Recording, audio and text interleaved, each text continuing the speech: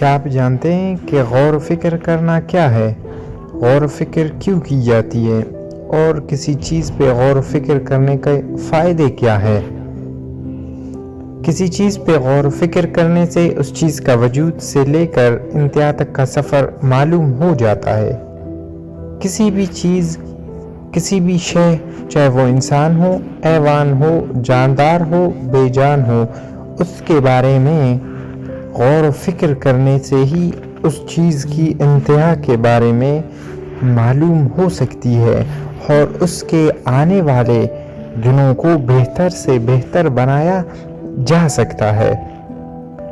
اب بہتر بنانے کے لیے ہم نے سب سے پہلے کیا کرنا ہے؟ اس چیز کے بارے میں غور و فکر کرنا ہے، تب جا کے یہ کسی نتیجے تک پہنچ سکتا ہے۔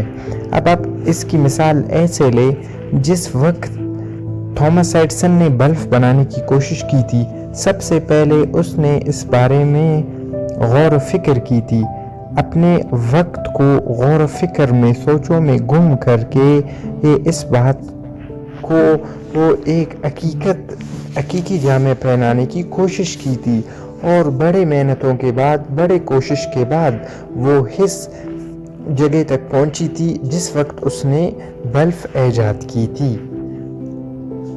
دوسری بات یہ ہے کہ دنیا کے 70% انسان غور و فکر کرنے کو پسند نہیں کرتے، بلکہ وہ بڑے ایمانداری سے شارٹ کٹ کا راستہ ڈھونڈنا شروع کر دیتے ہیں۔ بہت وقت گزرنے کے بعد ان کی یہ قدم ان کے لیے درد سر بن جاتا ہے۔ درحقیقت یہ غور و فکر کرنا اتنی آسان نہیں۔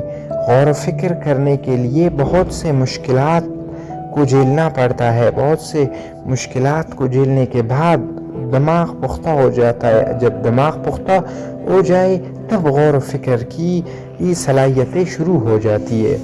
غور و فکر کرنے کا سفر پہلے بھی شروع ہو سکتا ہے۔ بہت بار ایسے ہوتا ہے کہ غور و فکر کا جو سفر ہے وہ پہلے ہی شروع ہو جاتا ہے، اور کچھ خوش قسمت لوگ ایسے بھی ہوتے ہیں جو اس سے فائدہ اٹھا کے اچھے اور اعلیٰ منزل کا راستہ بھی ڈھونڈ لیتے ہیں۔ کس وجہ سے؟ اس غور و فکر کی وجہ سے۔ اور دوسری بات تو یہ ہے کہ کوئی اور کچھ ایسے بھی لوگ ہوتے ہیں جو بڑے اذیتیں جھیلنے کے بعد، بڑے اذیتیں گزرنے کے بعد بہترین اور اعلیٰ منزل